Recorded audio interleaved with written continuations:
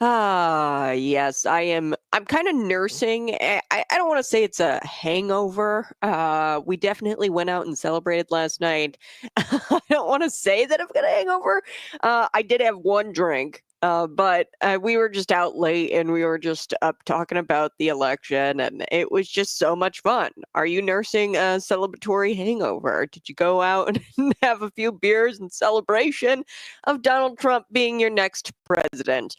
I'm so excited because we've got so much to get to. We've got lots of news. Jimmy Kimmel, he's unwell, folks. He's not doing so hot. Somebody's going to check in on him. We'll do it here on the Conservative Cat Show today. He is having an emotional breakdown, and it's kind of hilarious. He's having an emotional breakdown because Trump won. I do also want to talk about this tax hike in Champaign County. Now, it's really interesting. I've been covering McLean County politics for, I don't know, 4 years now. I've been with you about 4 years on this program. Took a little brief hiatus, went and took a job with the Center Square full time, and really saw how state politics kind of works. But McLean County, Champaign County, most corrupt counties. I've seen a lot of politicians in all kinds of counties. Talked to a lot of them up and down the state. I'm from up north, Will County. Will County did go blue. I'm going to say that I don't think Will County is as corrupt or as deep left as blue as McLean County. McLean County, Champaign County. These were kind of shocking to me that they didn't go red. So they're one of the only few counties that didn't go red because Donald Trump made all kinds of ground in the state of Illinois in comparison to 2020, obviously. But he was only, I think it was like, he was in the single digits. I think it was 9 electoral votes or something like that away from winning this state. It was a real possibility, folks. But you've got the Cook counties, you've got the Lake County, Kane County, Will County, McLean County, Champaign County. But there was only like a small handful of counties that went blue. And I'm not shocked that Champaign County did, because I don't know, they're pretty corrupt over there. This tax hike fell, or it failed. And this was despite the government, the Champaign County government, spending thousands of dollars funding an awareness campaign, which is what they call it. Essentially, it was advertising, right? It was advertising for this tax hike, the sales tax hike. They wanted to raise the sales tax for public safety purposes by 0.25%. They spent $62,000 to tell people about it, and it failed anyway. It failed by a pretty large amount. 66% of the vote went to the noes. So it was only like, it was almost like 70-30. I mean, that's kind of embarrassing that you spent that much of taxpayer funds on that, and it still failed. So a pro-life group, I want to get to this story as well, talking about Illinois State or Illinois Policy Institute. I told you, folks, I'm nursing a little bit of a hangover, a celebratory hangover. It wasn't really, I didn't have a whole lot of drinks. It was just, we were up chatting about the election. But it's a pro-life group, the Illinois Family Institute. And they're talking about how, billionaire Pritzker, J.B. Pritzker, he's behind this abortion movement. And I got to thinking about this. This is not an organic movement. I don't know a whole lot of women. Now, of course, I do know a couple of liberals. A couple of women even messaged me, said some terrible things like, oh, if you miscarry, you're not going to get medical attention. If you get pregnant and you miscarry, you're not going to get medical attention you need. And I hope you realize what a mistake you made when you're in that moment. I'm just like, okay, you are deranged. Under a Donald Trump presidency, I promise you are going to be able to receive medical care in any state if you miscarry. This, of course, they just buy into the lies that the mainstream media tells them. It was obviously the Amber Thurman story that she was talking about, where, they didn't perform necessary medical procedure on her when she, had twins, actually. She had aborted her own children. She took the pills, aborted her children, and the abortion was botched. I mean, it went poorly. The medical abortion, the pills that she took them, and she took them unsupervised, which was shame on the clinic, right? I think it was a North Carolina clinic that gave her the pills, and they had offered, of course, hey, stay here and you get free medical care, but she went back to the state of Georgia, took the pills there, and the pills, they caused her to bleed out. I mean, it wasn't a miscarriage. She aborted her children via the pill, and then she went to the hospital after bleeding out, after fainting, and the hospital could not save her. Okay, that's what happened. And they tried to say, the hospital wouldn't save her because they wouldn't perform a D&C. They wouldn't, take out the contents of the uterus. And that's just, if that's the case, I don't really know what exactly happened in that hospital room, but that's on the doctors. Then that's malpractice, because the Georgia pro-life law does not say, hey, doctors, you can't perform D&Cs. It just says you can't have abortions after, I think they've got like a 6-week ban or something like that. And by the way, Donald Trump came out and said that he thinks 6 weeks is not long enough.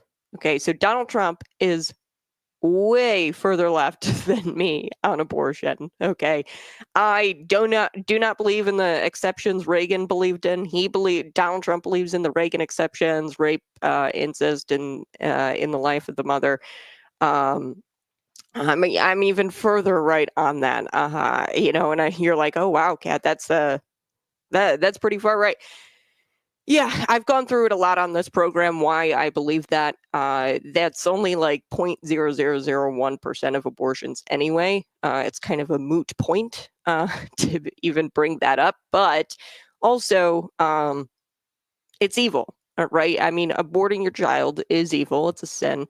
And I think that when you abort a child, more evil comes into your life. When you invite sin into your life, you are going to invite more evil in your life. So, women fall into a deep depressive state after aborting a child, even in cases of rape, incest, and in the life of the mother, that never, or that's not even abortion, really. That's in that case, it's an ectopic pregnancy, and it's not really it doesn't fall under the procedure called an abortion. Words matter, and that's not an abortion. In the life of the mother, that's a procedure, and it's a procedure that I forget the medical name of it, but they do this in an ectopic pregnancy where the pregnancy is no longer viable. And that's not an abortion. Abortion is something that is elective. It is, hey, I'm going to remove the baby, the fetus, which is just Latin for offspring, right, from my uterus. So we're going to get into that story. There's so much to get to today. All right, let's start with the Champaign County referendum, the sales tax hike. Okay, I want to start there. That failed. Like I said, 66% of the community voting to reject that measure. They did not want their sales tax to go up by 0.25%. They were asked in the ballot. Now, there was a formal complaint, and I've talked about this before on the program, against the county for promoting the measure that failed. Okay, so they definitely promoted this. They're going to say, it was just informational. No. When there's gimmicks, when there's advertisement, when you see it, it, right? The golden arches, right? Now that might be informational, but it's also advertising. Okay, the golden arches was designed to get your attention and to get you into McDonald's. Now, it will also tell you in the same breath, right? The Golden Arches will tell you, hey, McDonald's is right here, but it's also advertising. So they would put up billboards talking about the tax and how the tax was going to help the veterans, which they can't really definitively say that because you're going to have to move money around, because this sales tax was supposed to go towards public safety and public safety only. But they're going to have to move money around, and the fund that they use for public safety, they're going to have to kind of do money laundering. I mean, I guess, to where they maneuver their money around to where they put more money towards the veterans assistance programs, and with this new tax that they were wanting to get, they'd put that towards the public safety fund, and then they could take the money that they had there originally in the public safety fund and dedicate it to veterans assistance programs. It's kind of a jump. It wasn't even really informational. You can't definitively say, yes, your money's going to help veterans because it's a sales tax for public safety, and you can't put it directly towards veterans programs. So anyway, the formal complaint was lodged by John Bembenek, and there was an October 30th meeting, and they dismissed his complaint due to a lack of jurisdiction. Now, I remember that this kind of happened in Unit 5. They were using school resources to advocate for, I think, even candidates, but they were definitely trying to advocate for the Unit 5 tax increase. Say yes to Unit 5. Remember when they were fear-mongering and saying they were going to cut band and choir and all these things? They were using the school property, and, I remember clear as day, you had people get up there with a microphone, school officials talk about the Unit 5 tax referendum and how you should vote yes on it. And I mean, that's using public resources to campaign. And there's a statute, folks, that says you can't do that legally. So I remember people lodged complaints with the police department, the local police department. This guy, he lodged a complaint with the Illinois State Board of Elections, because when you go to the police and this happened in Normal, they kind of scratched their heads. They didn't know what to do, which, this isn't a dig on the police. You don't know election code, right? So naturally, this guy took his complaint to the Illinois State Board of Elections, but the Illinois State Board of Elections, they, of course, said, oh, we can't take this case. It's got to go to the state's attorney or the attorney general, and they can determine charges and prosecute in cases alleging election interference, because this complaint alleges election interference done by the county executive, Steve Summers, who signed off. The new total is $68,000 of taxpayer money they used to advocate for this ballot initiative. And they said this guy, Steve Summers, signed off on that spending, which is just insane. Why are you spending that much on advertising? I mean, no wonder you guys need more money and a sales tax hike. You guys are misspending your money. You should not be, as the government, spending money on advertising. I work in advertising, right? I believe in advertising. That is one thing that businesses cannot go without. If you guys need help advertising, and if you own a business, please reach out to me, 309-451-9299. I'm going to go out on a limb here and say, the government, advertising's kind of pointless. Here's why. When you own a business, the whole point of advertising is so people come into your store, buy your product, utilize your services, and then in exchange, they give you money. They hand you over money, and you provide them a product or service. The government, do they really provide a product or service? No. I'm going to be honest with you. Their government services are kind of crap all of the time. And even if you do utilize them, which a lot of people don't, very rarely, it's a nuisance to have to use government services. If you have to make a visit to a government entity, it's usually not fun. Okay. It's usually you have to, check all kinds of boxes with the government, and they're forcing you to be there. to utilize their services. Otherwise, you're going to be breaking the law, right? Taxes, things like that. They just take your money from you. Okay, that there's a big difference. You don't really need to ask people for more money or get people to or entice people into your services or utilizing your services because you're going to force them to use your services, like I said, or and not just and you're going to just take more money from them to put towards those services. So, I mean, it's not really a functioning business that needs advertising. I just don't understand why you would need $68,000 to advocate for this ballot initiative. It's kind of silly. All right. I do have to take a quick break, but you're listening to Conservative Cat on Cities 92.9. I mean, am I crazy? I mean, do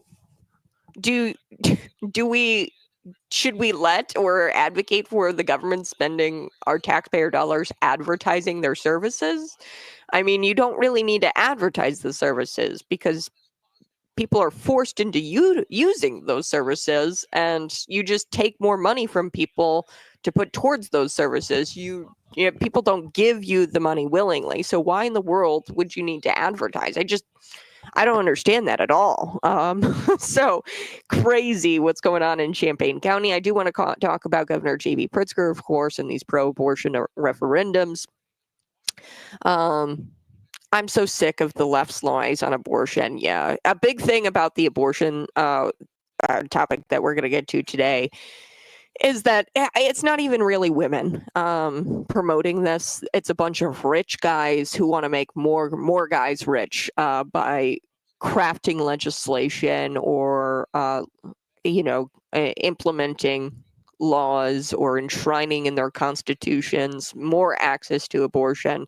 When women get abortions, people make money. Okay, and that's what this is about. And I think it's kind of hilarious. You've got a rich white guy who, will never have to know what that's like, what abortion is like at all.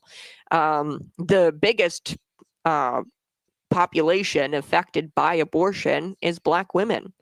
I mean, that's in Amber Thurman's case, right? Black woman in Georgia, poor, probably. She was having a crisis because she got pregnant. And really, I mean, it's Amber Thurman's fault that she died. I feel so badly for her. It's tragic what happened, but it's her fault because she made several bad choices. If I make the choice to not wear a seatbelt and I get into a car crash and I fly through the window and die, my fault, right? If I make that bad choice, choices have consequences. She made several bad choices that ultimately led to her death. Totally tragic. People use this story to say that if you have a miscarriage, you will not be able to receive medical services, which is just an outrageous lie. A miscarriage, totally not the same thing as an abortion, by the way. They will perform a medical procedure. I don't know the name of it, but they do it when you have an ectopic pregnancy or when you miscarry. And that's different from abortion. Words have meaning. Okay, I think we can all agree that that's not an abortion. In the case of the life of the mother or the life of the child, right? There's different procedures where they will have to,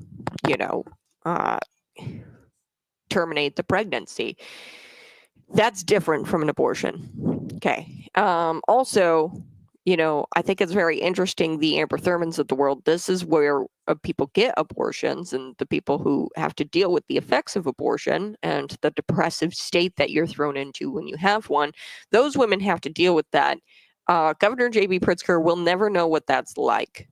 Never. He's probably never even met a woman with an abortion because he surrounds himself around a bunch of millionaires and rich people don't abort their pregnancies. A lot of times rich people just don't have babies. But millionaires and billionaires, I'm not talking, the middle class or upper middle class. Those people have babies. The regular Americans, right? have babies. Now, it's only the poor who are affected really by abortion. I think it's very interesting that we have a rich man who goes out there and pretends to understand the experience women go through when they have an abortion. I think it's very interesting that Governor J.B. Pritzker is at the helm of this. Really, he's the reason why there's an abortion movement. And that just goes to show you that this abortion movement is not organic. It's not of ordinary women. This is all it's all by a rich guy. One rich guy is pushing this movement onto women and gaslighting them, lying to them, and saying that they need abortion. And he has no flippin' idea what it's like to get an abortion. And he probably doesn't even know someone who has had an abortion. That's how far removed this guy is from the normal electorate, the normal, everyday, average Illinoisan, average American.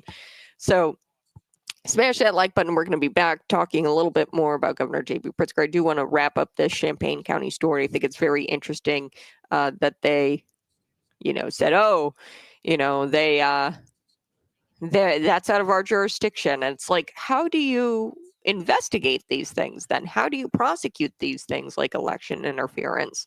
If, it's out of the Illinois State Board of Elections purview and the police don't understand the election code, what's the point of the frickin' law, really? I mean, is there really a point to the law that says, hey, you can't electioneer, you can't use public resources to advocate for a candidate or a ballot initiative? What's the point of having the statute? We might as well just get rid of it if it's unenforceable, right?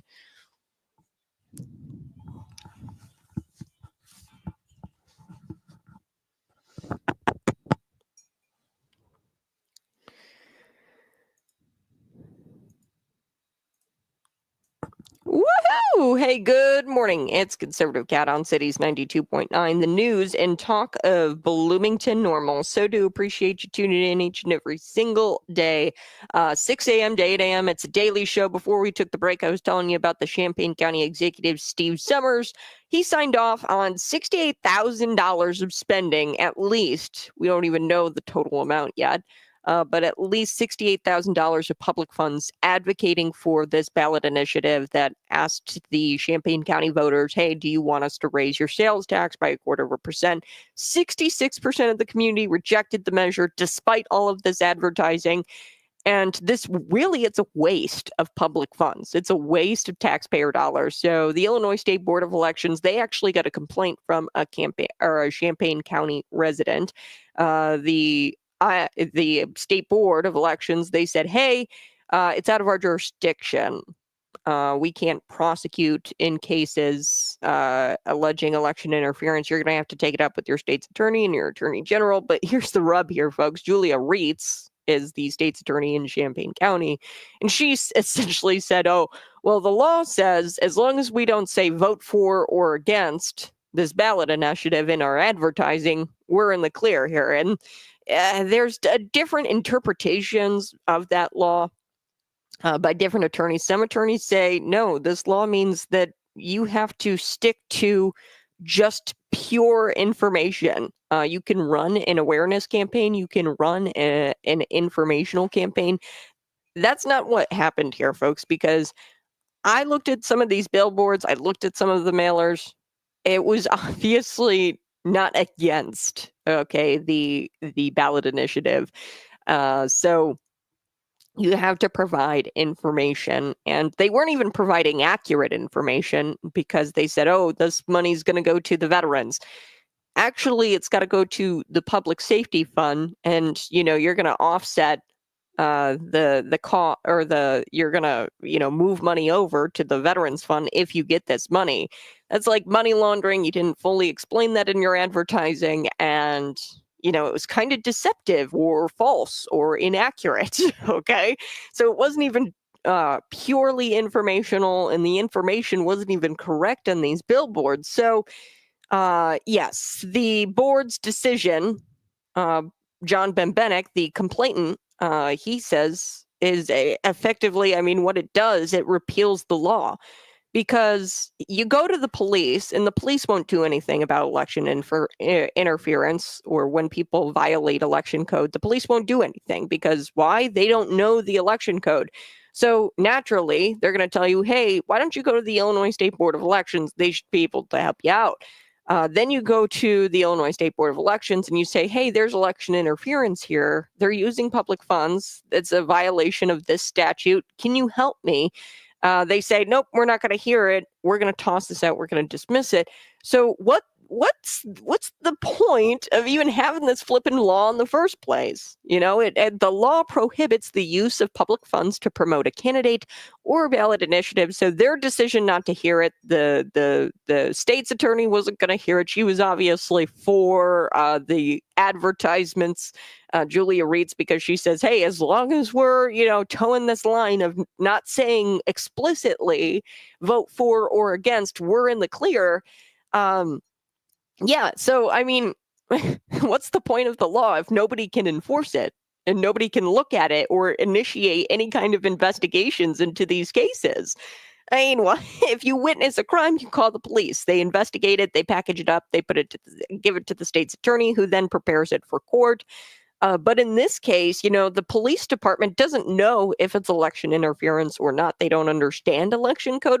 Maybe that's a problem. Maybe we need to be training our officers in election interference and getting them up to speed on what that crime looks like. But if you call the state police, if you call your local sheriff, you tell them, hey, this looks like election interference to me. You got to prosecute or you got to arrest these people. You got to do something. They're going to tell you, I don't know, call your state board of elections. And then you get to the state board of elections and they're going to be like, I don't know, call your local state's attorney. So there's effectively no way to initiate an investigation into these things. And the scary thing is that without enforcement of this law, without this specific line in the election code, people can use current office holders. If nobody's going to even lift a finger to investigate this thing, current office holders, they're going to be able to use your money, taxpayer funds, money that's stolen from you, taken from you, and they're going to be able to campaign and retain their office. That's how dangerous this is. So, for example, Chris Coos could use the kitty, right, the general fund, and then they could take money and put up Chris Coos for mayor signs. I mean, if you're not going to enforce the law, there's nothing stopping current office holders from doing that. Really, there's no way to truly enforce it, obviously, because everybody you go to, they say, go here, go there. And then you wonder why I'm constantly on this program saying public sector is just complete crap. They don't offer anything of value. I'm sorry, but I mean, there's nothing you can do when you spot election interference, when you say, hey, $68,000 of public funds is being used for this so-called awareness campaign, but clearly this is not awareness material. This is not just informational material. They're campaigning for this thing. And there's no one to say, yep, you're right. No, no, that's not right. Yeah. So it's illegal on paper, this law, but it's not in practice. There's no enforcement of the law. So despite Champaign County spending these thousands of dollars, public funds on this sales tax hike referendum, it was defeated. And Ben Bennick said that's proof that the county government, mismanages taxpayer funds. You're going to spend all this money on advertising and then the advertising doesn't even work? I think it's pretty funny. So, Ben Bennick, he says voters saw this as out of control, as an out of control government unit who does not handle the money responsibly in the first place. That's why they had to ask for a sales tax hike. They're gaslighting voters, and the voters voted accordingly. So, yes, I don't know where this complaint's going to go next. He probably is going to take it up to the attorney general because obviously the state's attorney in Champaign County doesn't want to do any kind of investigating in it. So he's going to try his luck with the attorney general, Kwame Raoul. We'll have to see how that goes. But, I feel like there's probably going to be this sentiment of, yeah, the sales tax hike failed and it failed epically. Just take your win and go home. Stop stop, little good pleb, and stop pointing out, clear propaganda, because, you got the result you wanted in the end anyway. But the point is, you screwed up. This is, I mean, it looks bad when you've got billboards advocating for this thing, and you spent $68,000 on those billboards, mailers, TV ads, radio ads, all of it. All right, I do have to take a quick break, but we're going to talk about Jimmy Kimmel. I try to temper my gloating and boasting and bragging after an election that I win. I try to temper it a little bit somewhat. But when it comes to people like Jimmy Kimmel, nah, I am going to go after this guy. He is an emotional wreck right now because Donald Trump is going to be his president. So I'll be right back. It's Conservative Cat.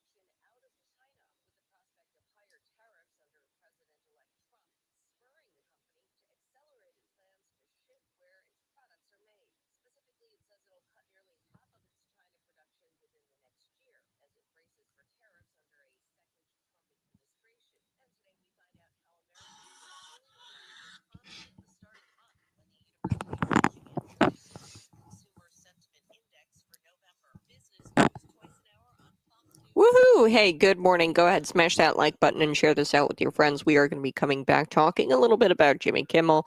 Unfortunately, a lot of people fell victim to this whole lie that Project 2025 was a thing and that Donald Trump was behind it. He's not even behind it, but then you read Project 2025 and you're like, it's not even that bad. So fascism, they fell for that lie. They were told that Donald Trump was Hitler. Here's the thing, folks. I try not to gloat so much with with just regular people I know in real life. I'm definitely, like I said, nursing a celebratory hangover this morning. I try not to gloat so much with people in my day-to-day life. I understand people voted differently than I did, and I try to just allow them to grieve in peace. I don't want to start any fights, and I voted for not only me but them. I voted in their best interest. and they just don't realize it yet. So in real life, I like in my day-to-day life, I don't try to gloat. But with people like Jimmy Kimmel, nah, I'm gonna point a finger in his face and haha, told you so, idiot. Because this guy, come on. He goes, oh, it's a terrible night for women, for children, for hundreds of thousands of hardworking immigrants. Gosh, this guy. He cracks me up. He cracks me up. Unhinged. He's got unhinged rants. He's actually crying in this clip. You guys are really gonna like it. When I come back as well, we are going to be talking about Governor J.B. Pritzker and how he launched Think Big America. This is a nonprofit organization, and they're obviously focused on expanding access to abortion in all states across the country. That's their goal, to enshrine abortion access in their constitutions, which I don't think is what the what the United States Supreme Court had in mind when they said, "Hey, let's give it up to the states." I don't think they really wanted a millionaire to spend all of his money putting amendments on the ballots of other states, right? I don't think that that's what they had in mind. This guy is pretty much J.B. Pritzker is given the middle finger to the Supreme Court, and he is going around in all of these states, and he's trying to so-called combat far-right extremism. It's one guy behind this abortion movement. That's it. It's Governor J.B. Pritzker. That's it.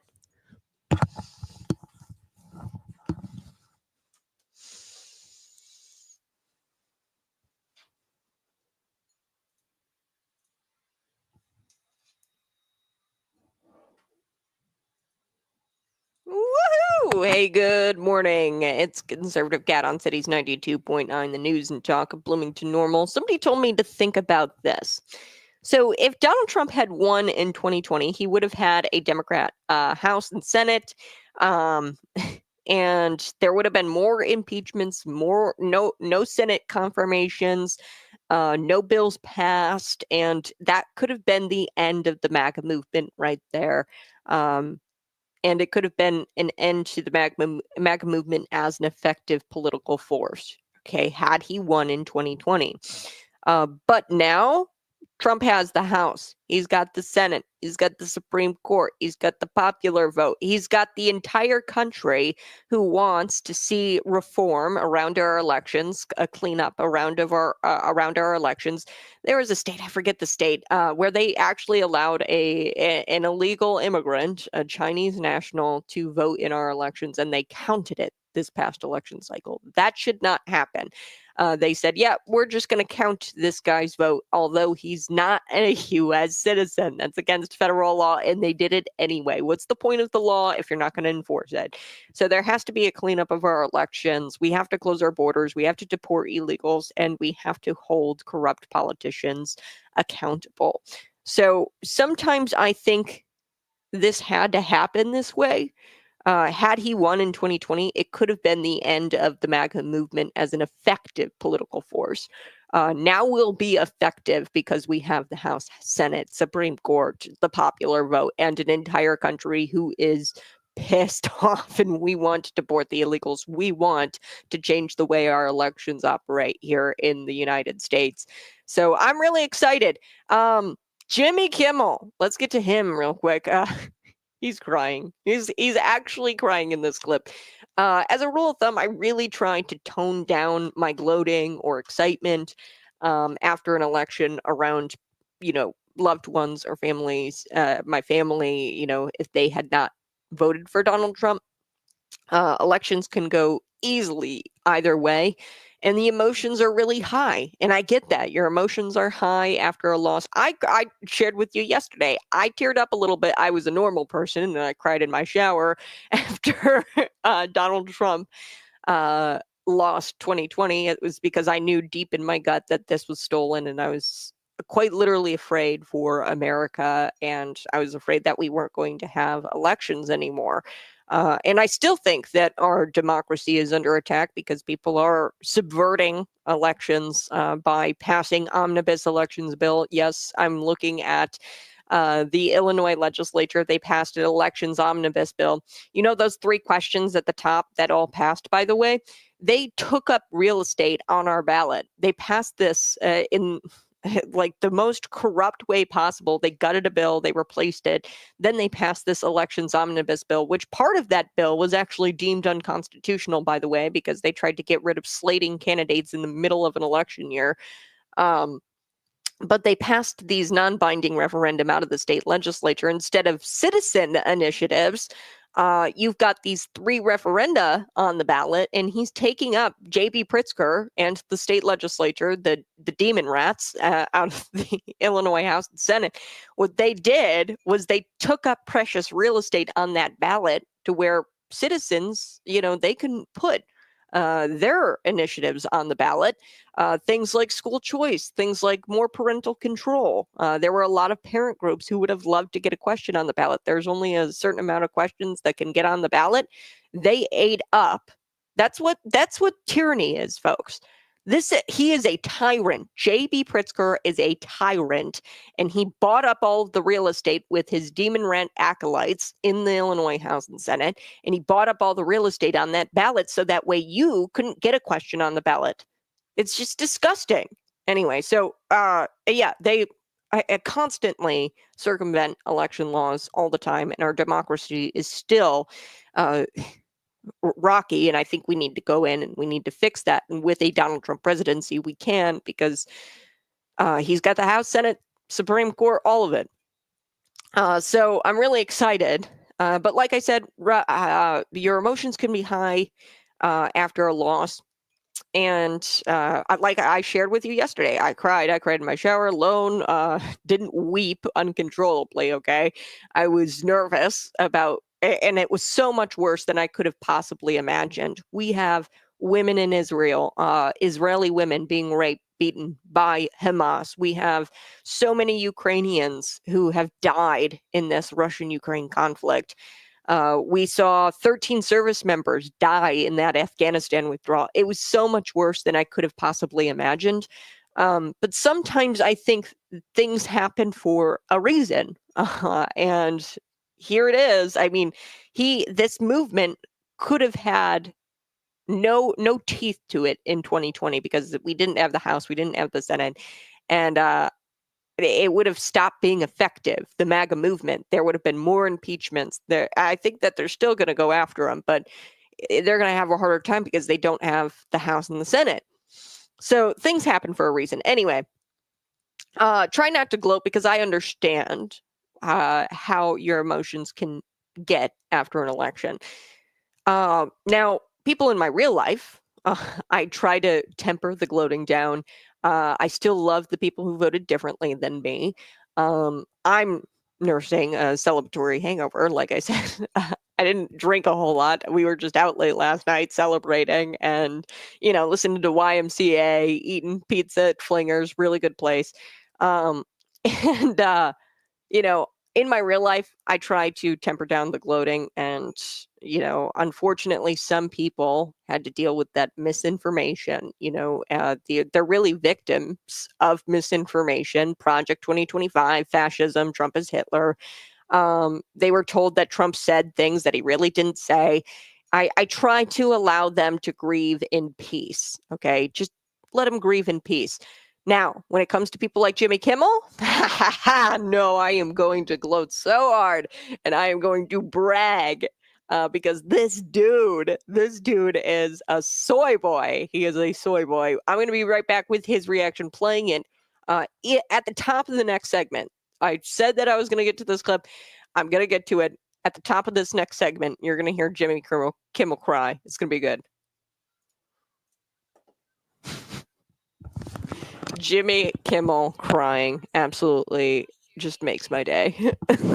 I am going to gloat in this guy's face because this guy is a complete hack. Okay.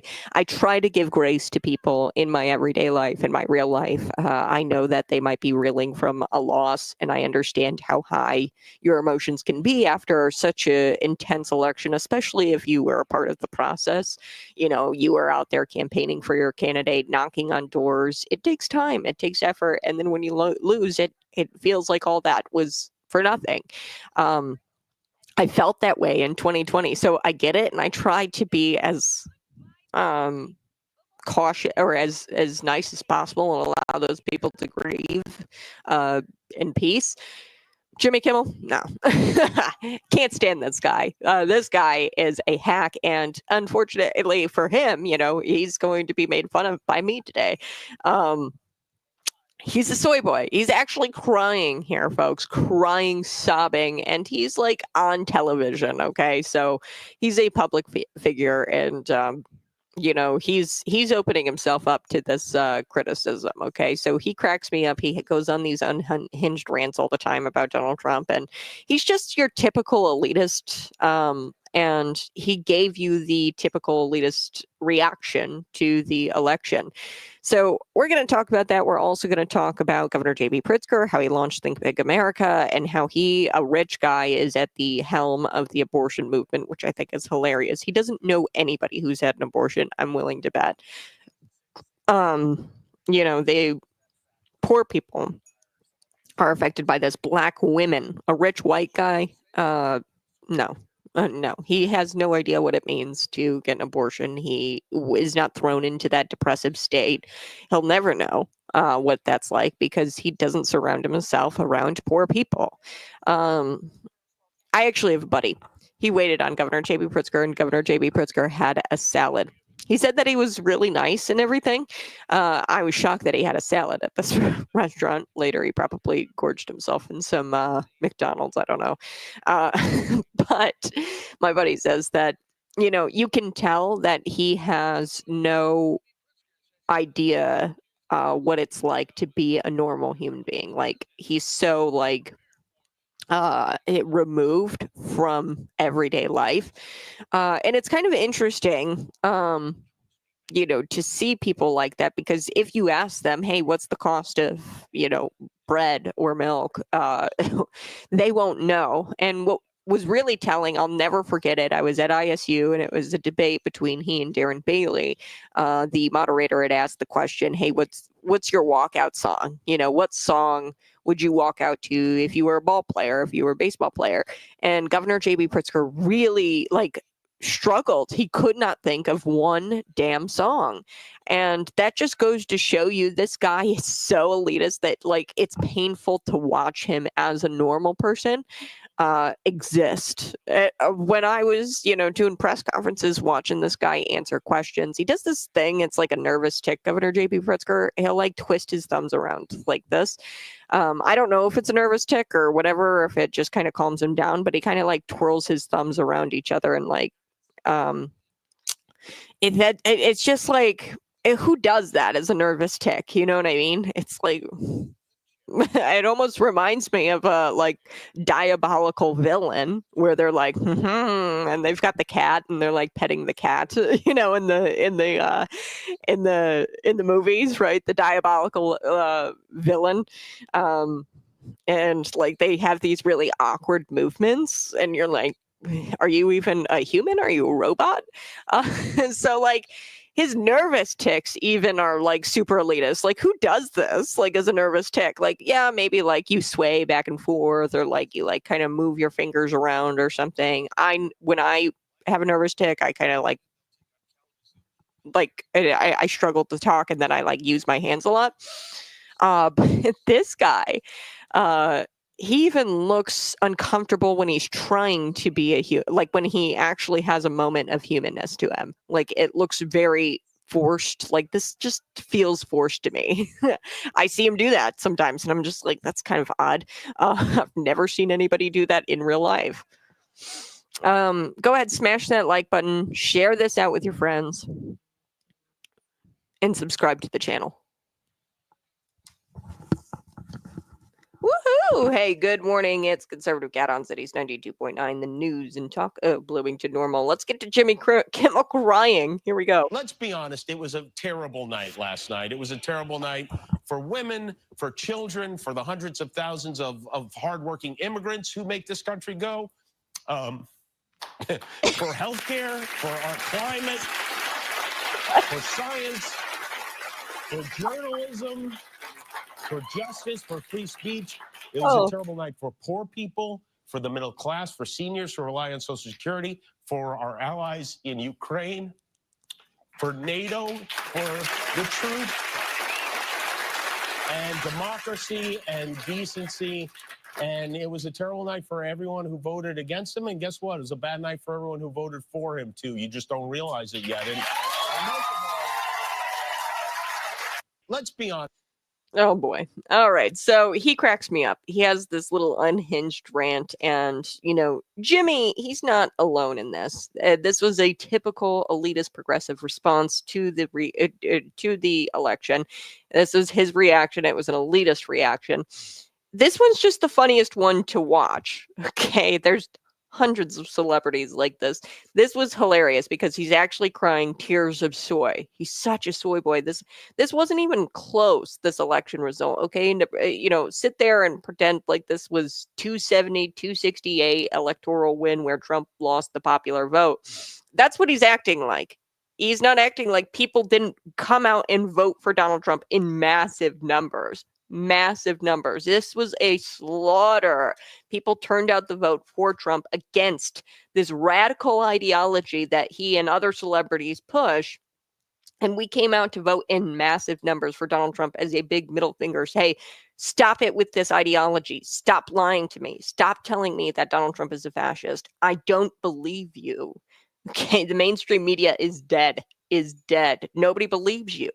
And this is clear. The election results clearly show that nobody believes the mainstream media anymore. And you guys are totally irrelevant. More and more people are going to be flocking to independent media. And shows like this one, Conservative Cat Cities 92.9. Women voted for Trump. Young voters voted for Trump. Hardworking immigrants who make this country great voted for Trump. Trump improved in every demographic. I mean, it was shocking. He did the best with Latino voters than any other Republican has done in decades. And he did really well with Latinos. He gained ground in every state. We saw massive swings of support in states like Illinois. He only lost it by a single digit electoral votes, right? California, New York. My advice to Jimmy is this. You need to find other sources of information, my dude. This comedian, former comedian, I guess, I don't know. He probably gets the bulk of his news from emails sent to his publicist from Democrat strategists. Okay, the Democrat strategists are in his ear constantly, and his publicist and his guys tell him what to say, and the Democrat strategists send them emails of what to say. So Jimmy, I think that this guy needs to talk to somebody without the cameras around, and I think that he needs to be away from his publicist and writers, and he might actually learn something by talking to somebody who disagrees with him on an issue. All right, you guys have well, we're going to be right back at the top of the hour. It's Conservative Cat on Cities 92.9 The News, and talk of Bloomington Normal.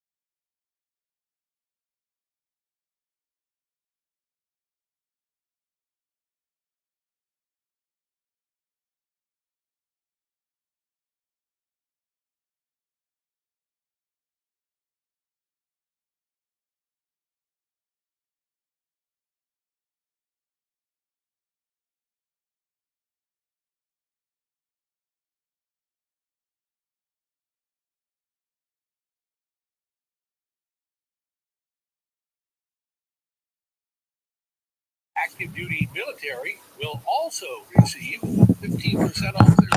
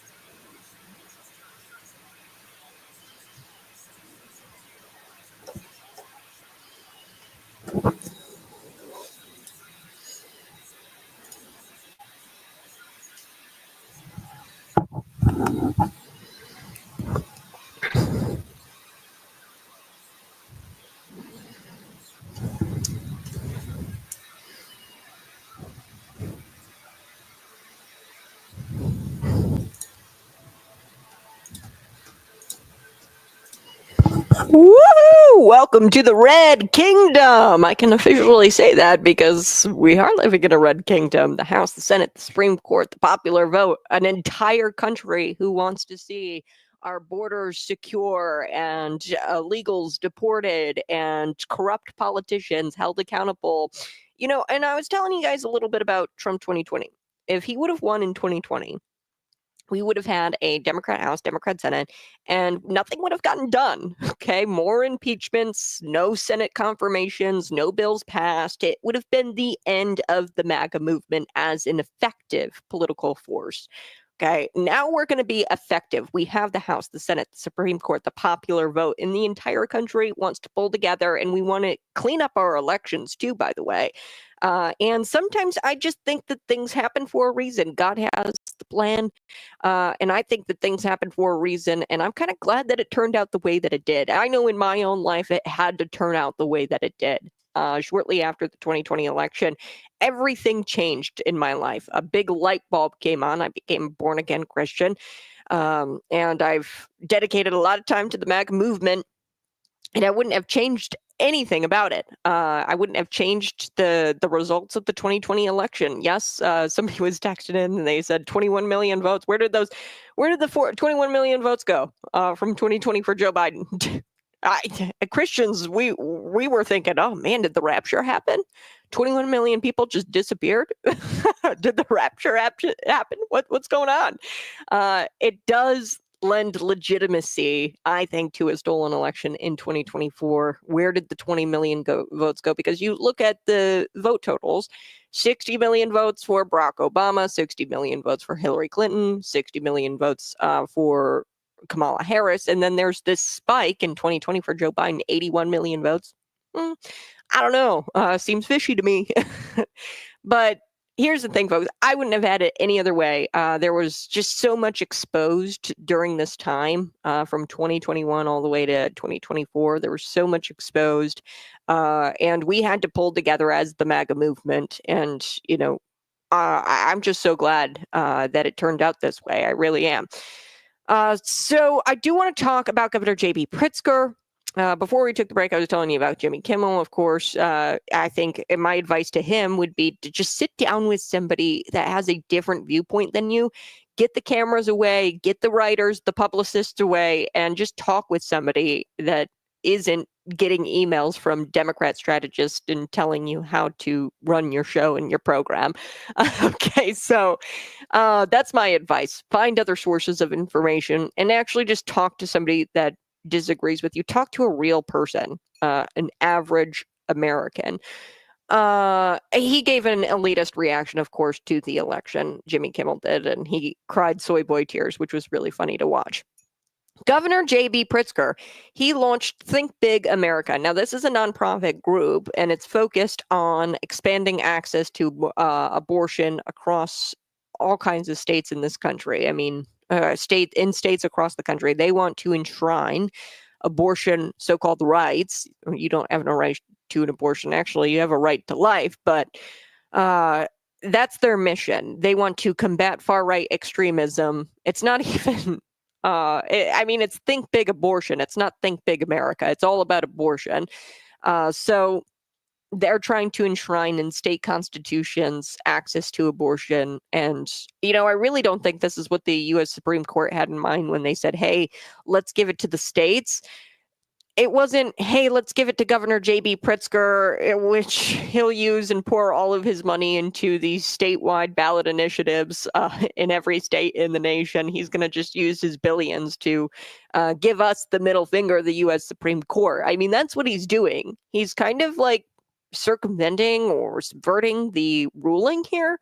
It was given up to the states, where people in those states that live in those states are supposed to advocate either for or against abortion, lobby their legislators, and get laws passed that they want passed surrounding the issue of abortion. It was never designed for one guy to get in there and get into every single state where he doesn't reside, by the way, and doesn't live, and to craft and enshrine abortions in people's constitutions and in states' constitutions. It wasn't supposed to be that way, but who cares? Because Governor J.B. Pritzker has billions of dollars and he can do it this way. Think big. They've invested millions of dollars advocating for abortion ballot initiatives in at least 8 states. Now, this was shocking, this election cycle. The most referendums surrounding abortion to ever get on ballots. So it was like 10 different states had abortion questions before them, before their voters. And there were 11 referenda. 2 of them were in Nebraska. So think big. They invested in 8 of the 10 states that had abortion questions. They got 8 states to get abortion questions on their ballots. So that's South Dakota, Nebraska, Florida. They all rejected, of those 8 states, those states rejected the initiatives this election cycle. Amendment 4 down in Florida, that is a Governor J.B. Pritzker project. There were other Amendment 4s in 8 states, and all of them were backed by J.B. Pritzker, if that makes sense. So yesterday, Pritzker said people felt like their reproductive rights were under attack. So there were a lot of people who showed up to vote around that issue. And I'm proud to say that the organization I founded, Think Big America, we won a vast majority of the referenda across the country that protected women's reproductive rights. What it is, it's enshrining in the Constitution the ability to get an abortion. Okay. So this is not organic. This is one rich guy at the helm of the abortion movement. And what really bothers me about that is that Governor J.B. Pritzker doesn't understand women, average women, ordinary women. He never will understand average, ordinary women because he's so far removed from the electorate, from the regular people, because he's so filthy rich. Okay. The population that abortion affects the most are Black women who are poor. Okay. Amber Thurman's case. She was going to have twins. She went down to North Carolina to abort her children, and they gave her pills because she was late to her surgical abortion. And they said, we can give you pills, but we can't do the surgical abortion today. So she was late. And she said, okay, I'll take the pills. And then they had recommended that she stay in the state and get continued care at the North Carolina clinic. But she said, nah, I'm going to go up to Georgia and I'm going to take the pills there. Then she bled out from these pills because the pills are bad for you. Okay, the medical abortions, the abortion pills are bad for you. Then she died as a result of taking those pills because she bled out, fainted, and then she went to the hospital and it was too late. People say that the medical professionals there at the hospital couldn't say or didn't want to save her because they didn't want to perform a DNC.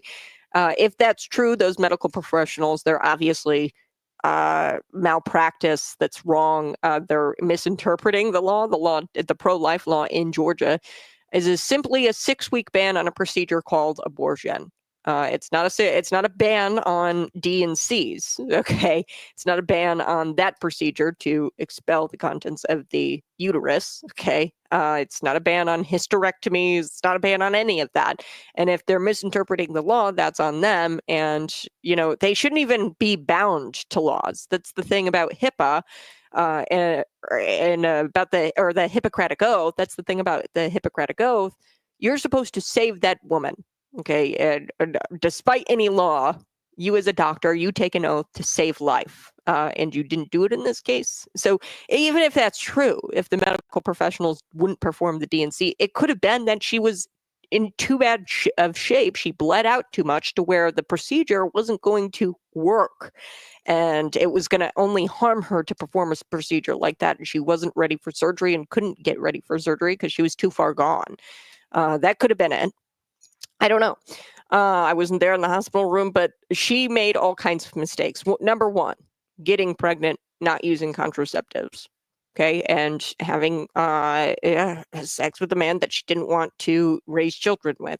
Okay, that's mistake number one, and wasn't on birth control. Okay, mistake number two, being late to her surgical abortions. Mistake number three, taking the pills rather than rescheduling her surgical abortion. And then leaving the state in which she would receive free care, and then going back to the state where she doesn't receive care in the same way. She goes back to Georgia and takes those pills, and then she waited. Okay, that's the thing too, is she waited until she was bleeding out so much to where she fainted, and she wouldn't go to the hospital. So many things, so many reasons why that woman died. And I mean, I'm just going to say it. Your bad choices led to a horrible consequence. So, like I said, it's not organic. She was a black woman, Amber Thurman, and she's a black woman who's probably poor. Governor J.B. Pritzker does not understand that woman's experience in even the slightest. Okay, so this is not organic. Women are thrown into depressive states. Have you ever talked to a woman who has had an abortion? They talk about how they were thrown into a depressive state. Not only is it, biological after you have an abortion, there's hormones and things that happen when you artificially end a pregnancy. There's all kinds of things that happen to your body biologically, but also just mentally. You're thrown into a depressive state. This is a movement hyped up by rich white men, okay? And they're fear mongers, and they claim that state governments are going to take the rights away from women, and that is not the truth. They're not taking away rights. Abortion isn't a right, first of all, and they're not even taking away abortion. Some states have some limitations. That's where we're at here, folks. Now, the flurry of referendums, it all started back in 2023 when Ohio put their abortion referendum and it passed. George Soros, through a slew of dark money groups, nonprofits, poured at least $16 million into getting that referendum passed. George Soros, white guy. Pritzker, white guy. They're pouring millions into this. Why? Because there's so much money to be made in the abortion industry, and they're just making their friends rich at the tippity top, okay? At the expense of women. They're convincing women, hey, join the abortion movement. You're going to get paid to serve on this nonprofit and in this state, and, as long as you go out there and you advocate for this referendum, we'll cut you a nice check, and you're a part of something awesome. You're all in it for women's rights. They have no idea what it's like to have an abortion. They probably haven't even met George Soros, Mark Zuckerberg, J.B. Pritzker. They probably haven't even met a woman who has had an abortion. I'm going to be honest with you.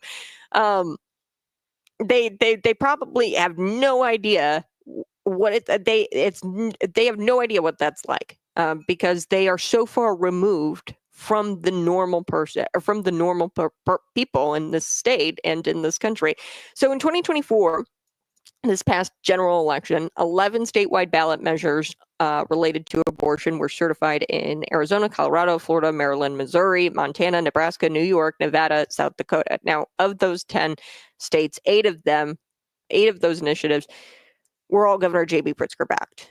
So that's the most. All of these statewide, or all of these state ballot measures here, that is the most on record in a single year. That's a ton. And the reason why is because there's so much money being funneled into this. And like I said, it's not organic. David Smith from the Illinois Family Institute said the spike in ballot measures isn't due to women actually seeking to secure their so-called rights or civil rights, but instead it's a rich man who wants to shore up left-wing voters prior to a Democratic primary in 2028. So Governor J.B. Pritzker, obviously politically ambitious. I've always said that about Governor J.B. Pritzker. For all that he is, this guy's ambitious and he knows what he's doing with his money. So he is shoring up his left-wing base for this 2028 primary.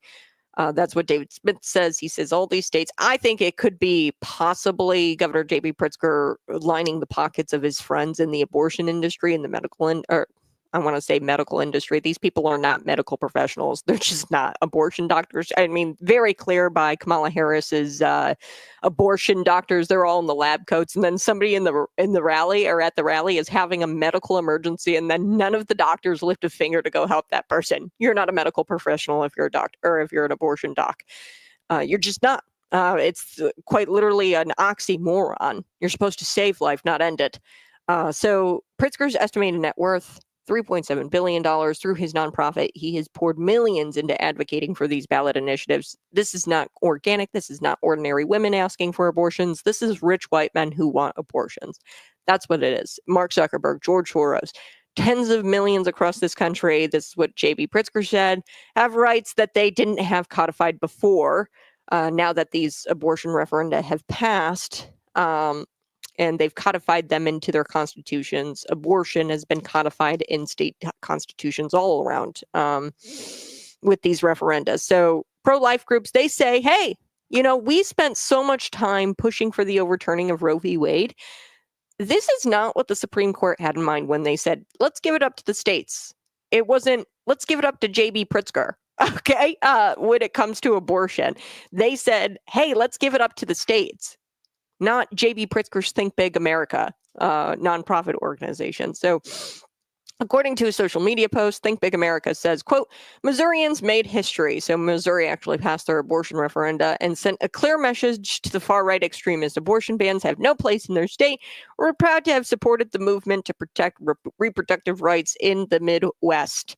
We had an abortion referenda on our ballot as well. This was passed via the legislature, not Think Big America, shockingly. They did it via an omnibus bill. I have to take a quick break, but you're listening to Conservative Cat on Cities 92.9, the news and talk of Bloomington Normal. We will be right back.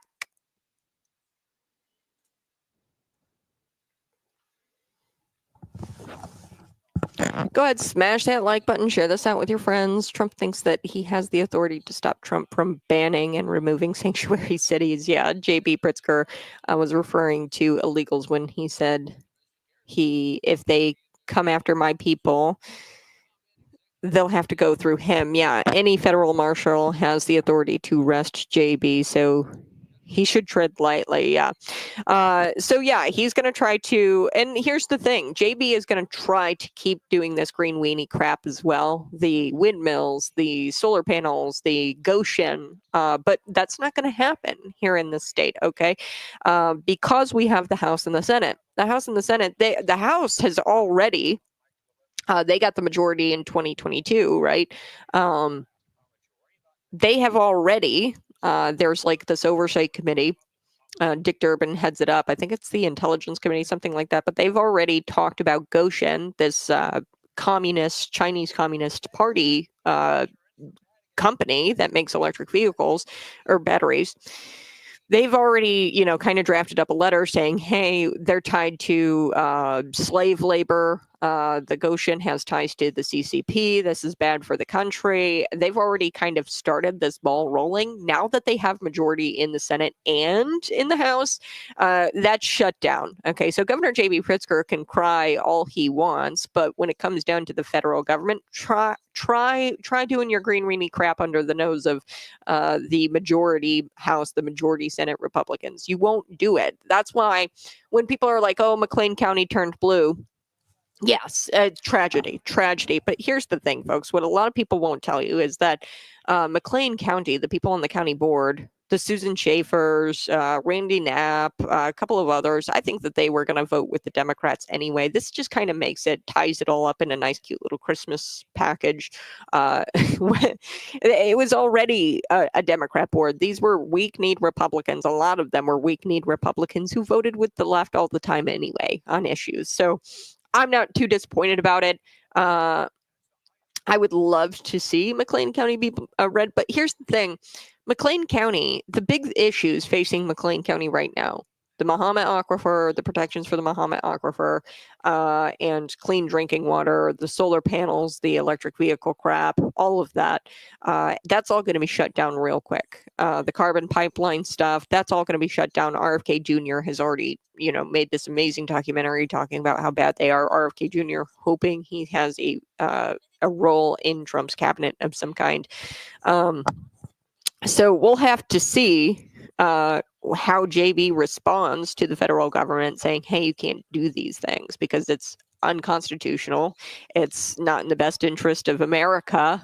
Quite literally, when it comes to our national security, that is the thing that the president does, is national security and our sovereignty, right? So our sovereignty, our nation, and having borders, that's what the federal government and the president specifically does when it comes to our national security. That's jeopardized when you allow companies like Goshen in. That's not going to stay. That's not going to go anywhere now. Also, you have these illegal immigrants. I mean, they're taking over entire apartment complexes. This is terrorism. Okay, that's simply what this is. And, Governor J.B. Pritzker, you can't jeopardize national security. You just can't do it. And the federal government is he's going to have to tread lightly. You're right. A federal marshal with authority has the authority to say, hey, if you are jeopardizing our national security and you are aiding and abetting terrorism, we'll cuff you. We'll cuff you. That's simple, very, very, very simple. So yeah, he does need to tread lightly. You cannot aid and abet terrorism. That's what allowing these illegal immigrants in these sanctuary cities is. It's aiding and abetting terrorists. All right. The House isn't final yet. Yeah, I keep saying that we have the House majority. I know. I think that they're waiting for this because they want a House Speaker. Because who's third in line for the presidency? The House Speaker, right?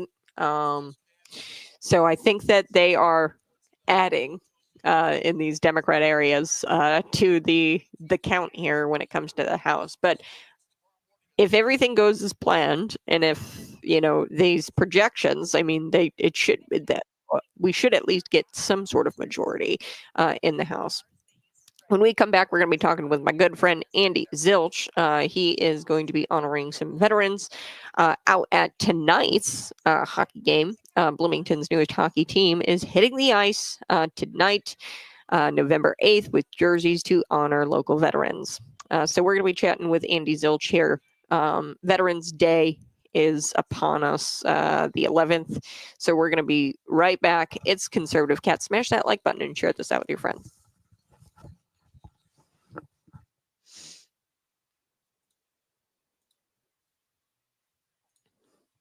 Woohoo! Hey, good morning. It's Conservative Cat on Cities 92.9, the news and talk of Bloomington Normal. Jean-Pierre, she repeats this lie. It's a hoax, the enemy within. Donald Trump never said that. But she says that Joe Biden was being honest when he was calling Trump a dictator. So they're doubling down on calling Trump Hitler. They're still not toning down this rhetoric.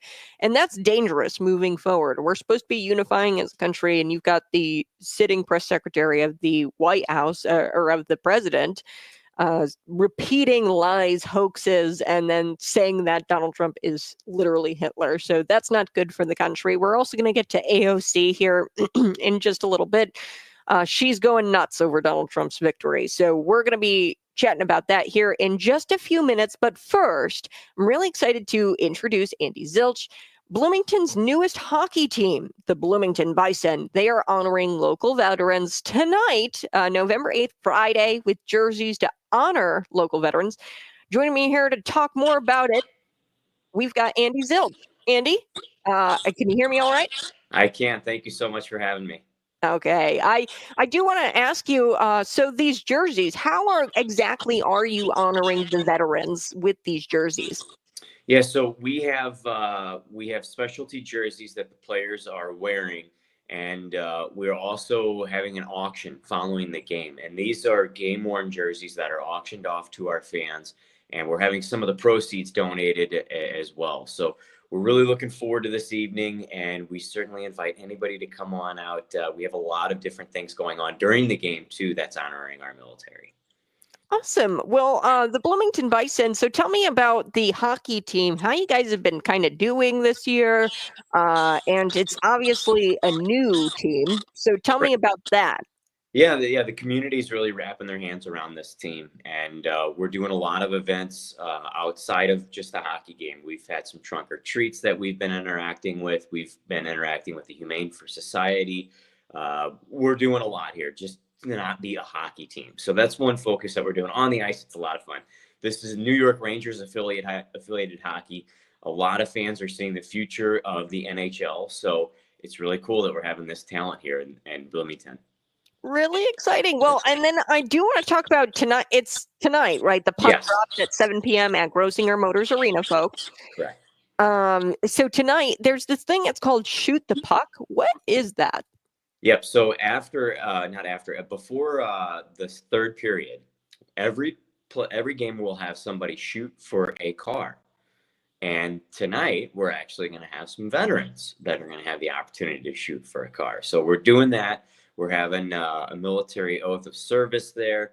We're having a special puck drop by a sergeant who is a Purple Heart nominee. We're having an Air Force veteran sing the national anthem. It's a really cool event that we're having this evening.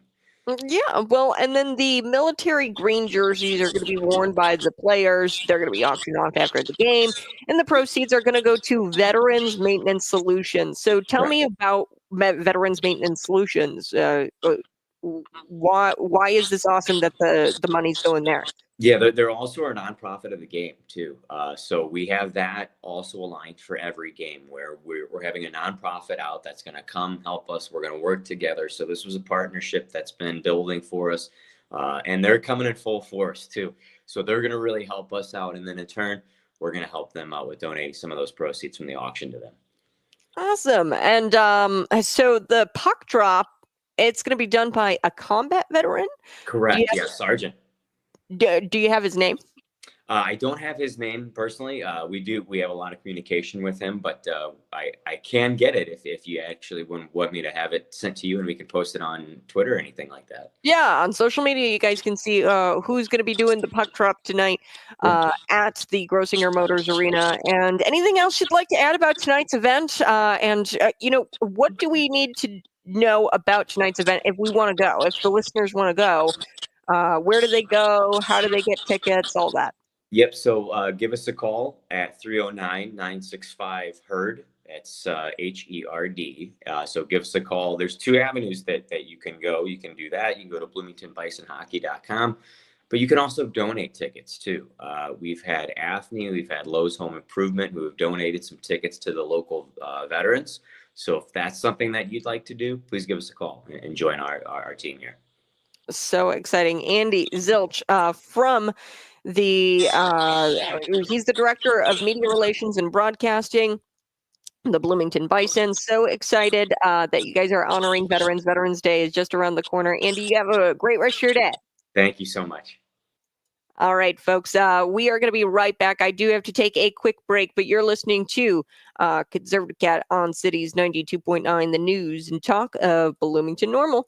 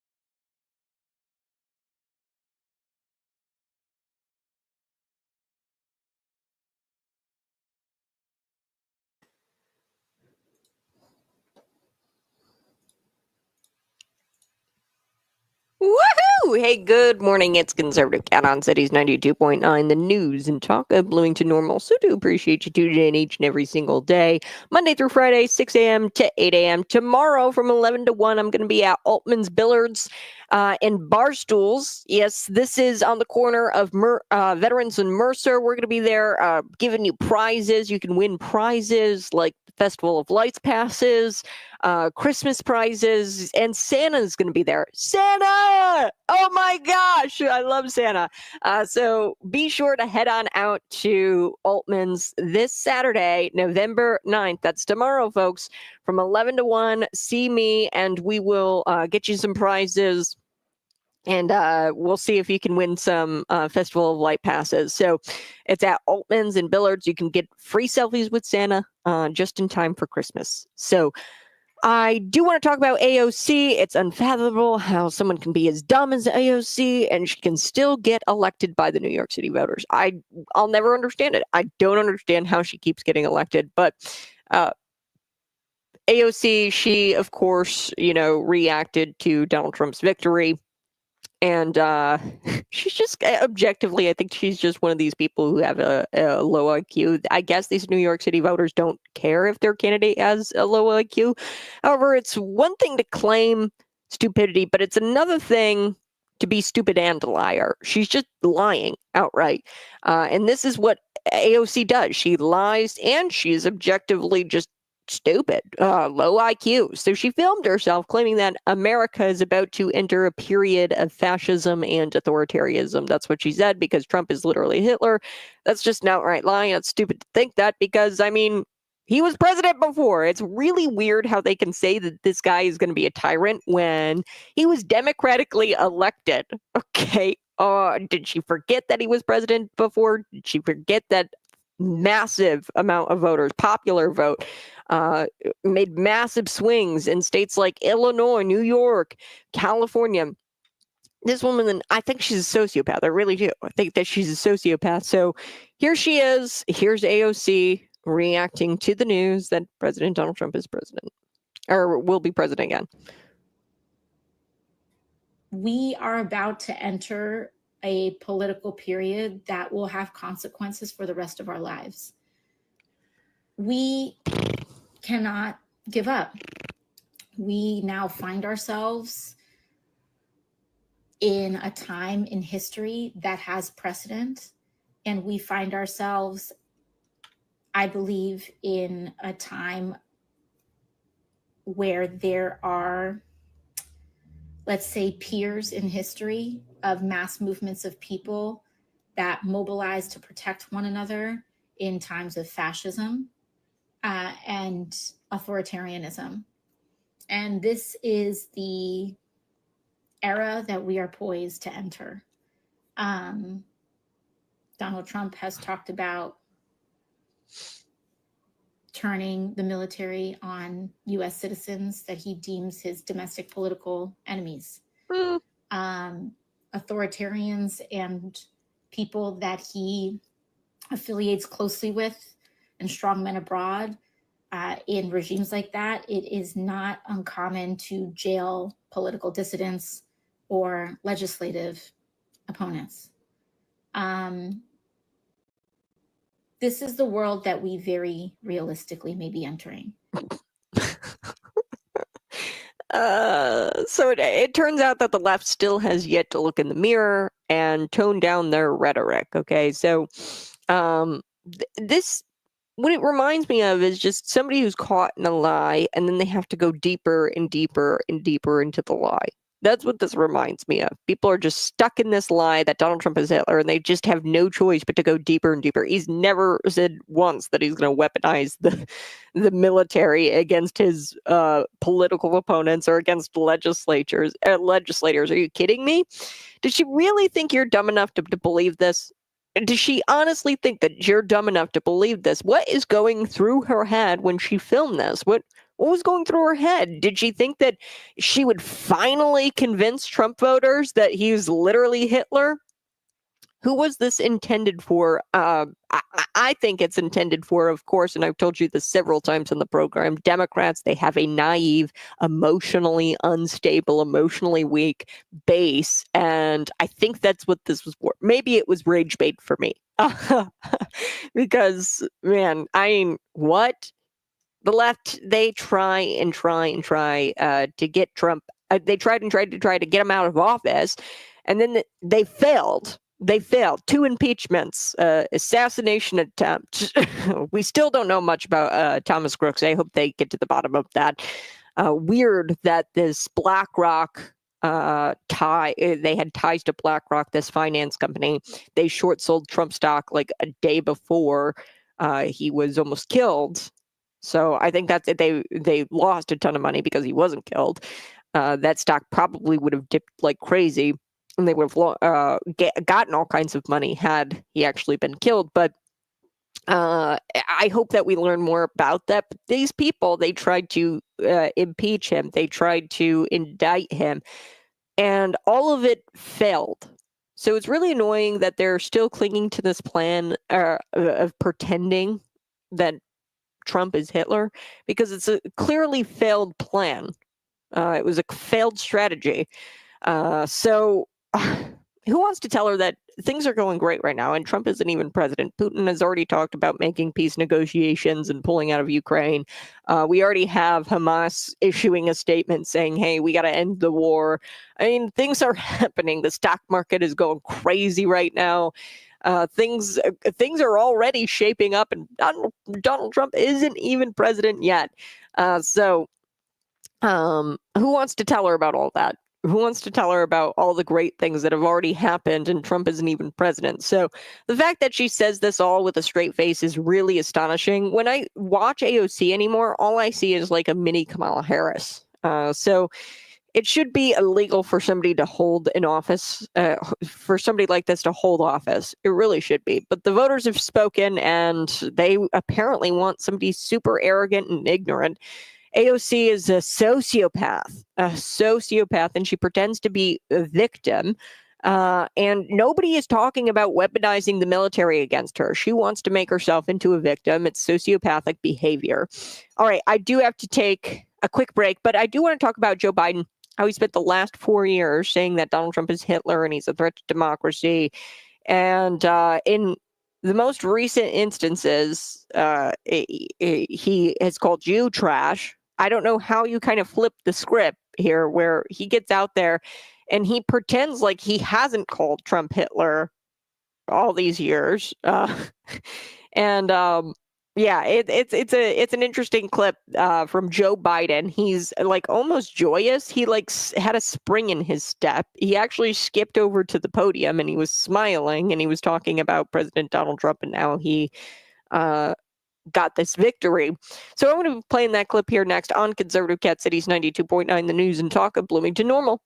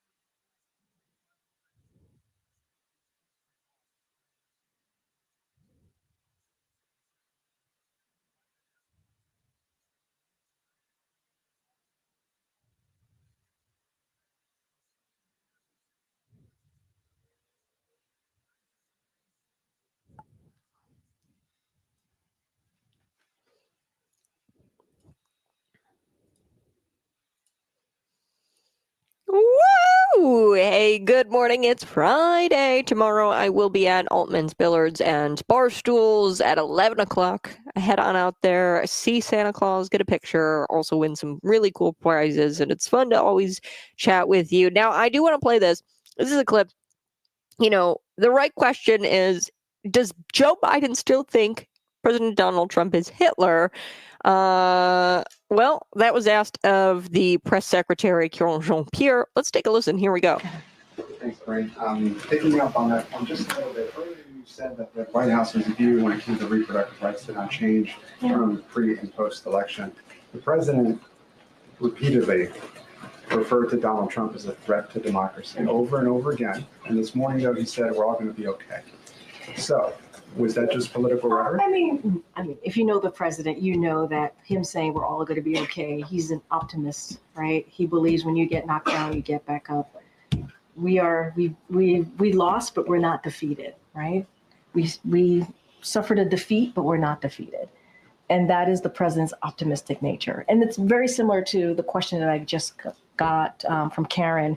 The president believes, as you asked me about the threat to democracy. Believes in being an obligation to be honest to the American people. And we cannot forget, it wasn't just really quickly, it wasn't just the president who was saying this, right? I mean, you had the former president, now the president-elect, talked about an enemy within, right? He talked about mistreating Americans who disagree with him, about terminating the Constitution. We heard from his former chief of staff, John Kelly. And let's not forget the former defense secretary, Mark Esper. We heard from them and what they had to say. So we weren't the only ones saying that. And the president does believe that he needs to be honest, has an obligation to be honest to the American people. Now we're in a situation where the American people have spoken, and we're going to respect the outcome of the election 2 days ago, because we have to respect our election system. It's important to do that. And at the same time, he's still a leader. He wants to make sure that he shows optimism, right? He wants to make sure that people understand that there is a tomorrow, right? There is going to be another opportunity to have your voices heard. All right. So that's Karen Jean-Pierre. She was asked, hey, is he still a threat to democracy? Joe Biden got out. I'm going to play Joe Biden. He couldn't have been happier after Trump won. This is really weird. Jill Biden, I guess she was wearing like a red pantsuit when she went to go vote, which is really interesting. And I think that whole garbage thing was planned. I think that they had planned to do that, where Joe Biden calls half of the electorate trash. And, Marco Rubio interrupts Donald Trump during a rally and says, hey, Joe Biden said this. This is breaking news. I think that they all kind of coordinated together, because Joe he's upset that they ousted him and it was a de facto coup. Let's take a listen to Joe Biden's reaction here and this optimism in his voice. Let's take a listen. Yeah, it's good to see you all. Particularly good to see my granddaughter sitting in the front row here. Hi, Finn. How are you, honey? For over 200 years, America has carried on the greatest experiment in self-government in the history of the world. And that's not hyperbole, that's a fact. We're the people. The people vote and choose their own leaders, and they do it peacefully. And we're in a democracy. The will of the people always prevails. Yesterday, I spoke with President-elect Trump to congratulate him on his victory. And I assured him that I'd direct my entire administration to work with his team to ensure a peaceful and orderly transition. That's what the American people deserve. Yesterday, I also spoke with Vice President Harris. She's been a partner and a public servant. She ran an inspiring campaign, and everyone got to see something that I learned early on to respect so much, her character. She has a backbone like a ramrod. She has great character, true character. She gave her whole heart and effort, and she and her entire team should be proud of the campaign they ran.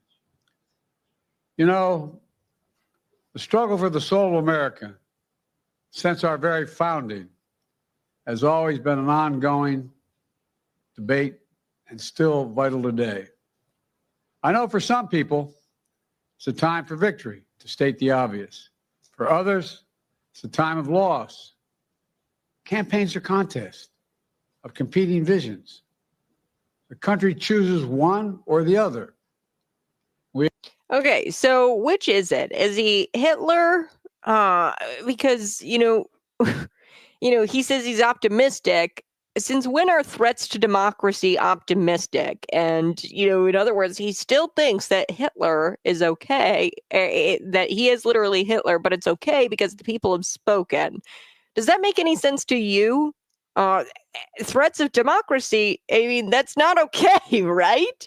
So all of a sudden it's okay because the people have spoken. These people are too stupid to function. And, the way Joe Biden talks, I don't think that people would talk about Hitler in that way, where, we're just going to, let this threat of democracy and Hitler getting in office. I mean, what? What are we talking about here?